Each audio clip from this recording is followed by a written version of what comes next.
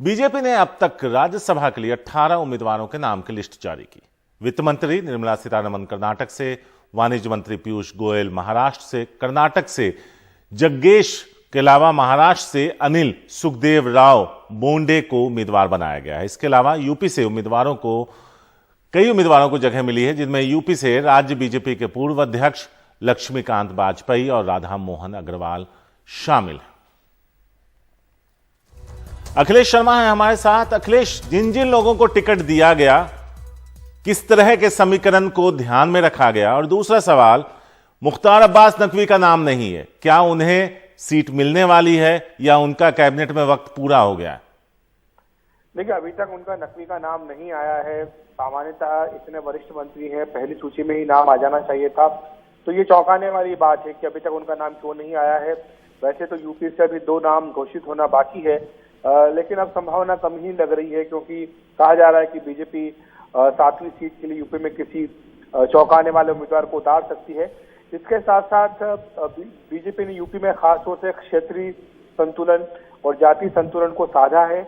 लक्ष्मीकांत वाजपेयी जो काफी लंबे समय से हाशिए पर थे, उन्हें राज्यसभा में भेजा जा रहा है। इसी तरह से अग्रवाल जिन्होंने की योगी आदित्यनाथ के लिए सीट अपनी खाली की थी, उन्हें भी राज्यसभा में भेजा जा रहा है। तो इस तरह से बीजेपी ने वहां पर एक तरह का जातीय और क्षेत्रीय संतुलन बिठाया है। घनश्याम तिवारी को राजस्थान से नॉमिनेट किया गया, ये जरूर एक चौंकाने वाली बात है, क्योंकि वो बगावत करके बीजेपी छोड़ चुके थे, कुछ समय के लिए कांग्रेस में भी रहे। तो ऐसे में उनको देना निश्चित तौर पर ये एक चौंकाने वाली बात है, वो भी तब जबकि वसुंधरा राजे सिंधिया से उनकी 36 का आंकड़ा है, जग जाहिर है। इसके अलावा महाराष्ट्र में बीजेपी ने 6ठा उम्मीदवार उतारा है। माना जा रहा है कि पार्टी वहां पर चुनाव लड़वा करके महाराष्ट्र महाविकास आघाड़ी में फूट डालना चाहती है। तो ये भी देखने की बात होगी कि बीजेपी का ये दांव किस हद तक कामयाब रहता है। लेकिन अभी यूपी में 2 नाम घोषित होना है।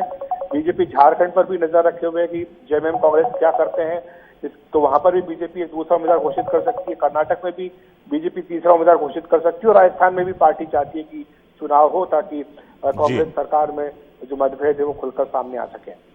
अखिलेश, इन 57 सीटों में श्योर शॉट कितनी सीटें बीजेपी जीत रही है? देखिए, अभी जो 18 घोषित किए गए, इनमें 17 सीटें बीजेपी को पक्का है जीतना।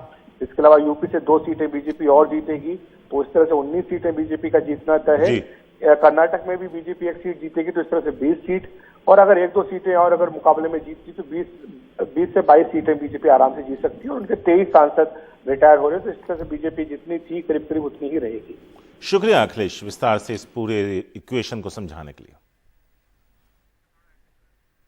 तो यहां आपको बता दें कि बीजेपी की जो लिस्ट है उसमें कई नाम जो शामिल हैं वो भी चौंकाते हैं, कई नाम जो छूट गए वो भी चौंकाते हैं, क्योंकि मुख्तार अब्बास नकवी का नाम नहीं है, जफर इस्लाम का नाम नहीं है, जिन्हें मध्य प्रदेश में सरकार बनवाने का श्रेय दिया गया था ज्योतिरादित्य सिंधिया को तोड़कर बीजेपी में लाने के लिए।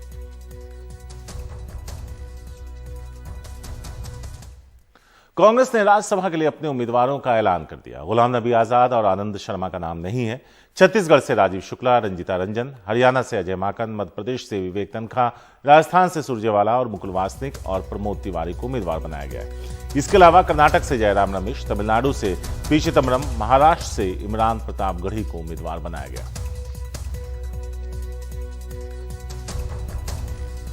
तो ये आपको बता दें कि कौन कौन उम्मीदवार हैं। रणदीप सुरजेवाला राजस्थान से उम्मीदवार बनाए गए हैं, मुकुल वासनिक को राजस्थान से, प्रमोद तिवारी भी राजस्थान से हैं, पी चिदम्बरम तमिलनाडु से राज्यसभा जाएंगे, जयराम रमेश कर्नाटक से, इमरान प्रतापगढ़ी को महाराष्ट्र से, राजीव शुक्ला छत्तीसगढ़ से। ये वो लिस्ट है जो हम आपको बता रहे हैं। रंजीत रंजन का भी नाम आप देख रहे हैं, सुरजेवाला है, प्रमोद तिवारी हैं, मुकुल वासनिक हैं, पी चिदम्बरम हैं। इसके अलावा जयराम रमेश, इमरान प्रतापगढ़ी, राजीव शुक्ला, रंजीता रंजन, अजय माकन और विवेक तनखा, ये मध्य प्रदेश से।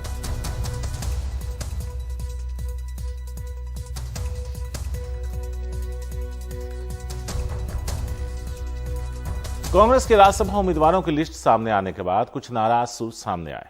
कांग्रेस प्रवक्ता पवन खेड़ा ने बीती रात एक ट्वीट कर लिखा, शायद मेरी तपस्या में कुछ कमी रह गई। इस ट्वीट से साफ था कि उम्मीदवारों की लिस्ट में अपना नाम नहीं होने से उनका दर्द छलक कर बाहर आ गया था। उनके इस ट्वीट के बाद अभिनेत्री और कांग्रेस नेता नगमा ने लिखा कि इमरान भाई के आगे हमारी 18 साल की तपस्या कम पड़ गई। देश के 15 राज्यों से राज्यसभा की 57 सीटों के लिए चुनाव 10 जून को होंगे।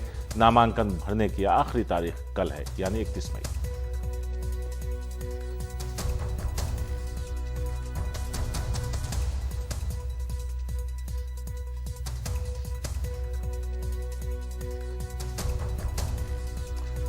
आखिरकार जिस बात की आशंका पिछले कुछ दिनों से लगाई जा रही थी वही हुआ।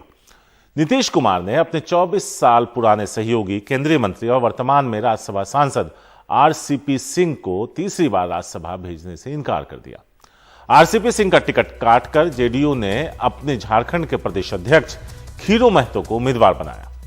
बिहार के राजनीतिक गलियारों में इस बात को लेकर जबरदस्त चर्चा हो रही है कि आखिर आरसीपी सिंह के टिकट कटने की क्या वजह थी, तो क्यों कटा टिकट?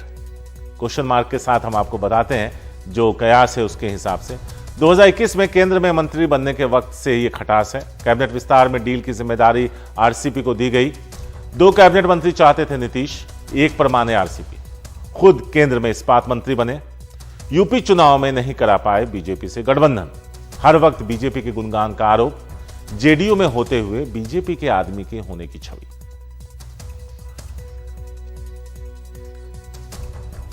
और अब बताते हैं कि आरसीपी के मंत्री पद का क्या होगा। किसी एक सदन का सदस्य होना जरूरी है। पीएम चाहे तो 6 महीने बिना सदस्य बने रह सकते हैं मंत्री। 6 महीने में सदन का सदस्य बनना जरूरी। आरसीपी को लेकर बीजेपी के रुख पर टिकी है निगाहें।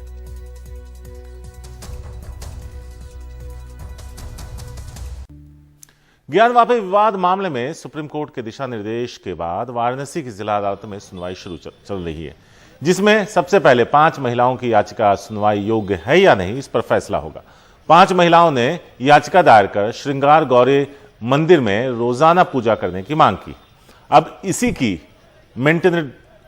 मेंटेनेबिलिटी पर सुनवाई होगी कि ये सही है या नहीं। इस मामले में पहली सुनवाई 26 मई को हुई थी, जो 2 घंटे चली। इस दौरान मस्जिद पक्ष ने जिला जज के सामने अपनी दलील रखी।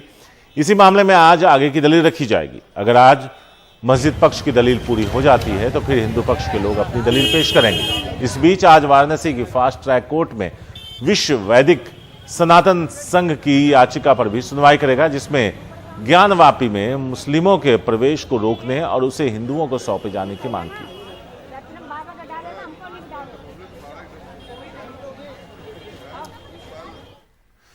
नेपाल में कल लापता हुए तारा एयर के विमान के मलबे का पता लगा लिया गया है। विमान के मलबे की एक तस्वीर कल साझा की गई।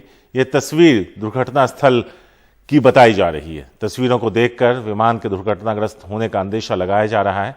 हालांकि इसमें सवार 22 लोगों को लेकर अब तक कोई जानकारी साझा नहीं की गई। अब आपको एक अपडेट बता देते हैं कि उस स्थल तक पहुंचने में कामयाबी मिल गई है।